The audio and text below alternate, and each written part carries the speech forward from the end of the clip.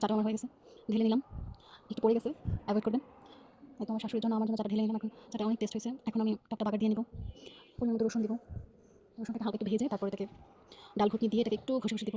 একটু রসুনটা একটু থেতো করে দিব। থেতো করার পর এতে টকটা ঢেলে দিব। এতে আপনারা ধনেপাতা অ্যাড করতে পারেন, বাট আমি ধনেপাতা অ্যাড করিনি, কারণ আমার শ্বশুরবাড়িতে খায় না কেউ, ওই জন্য আমিও অ্যাড করিনি। ভিডিওটি যদি ভালো লাগে প্লিজ লাইক। একদম টকটা লবণ দিয়ে হাফেজ। দিলাম। আসসালামু আলাইকুম।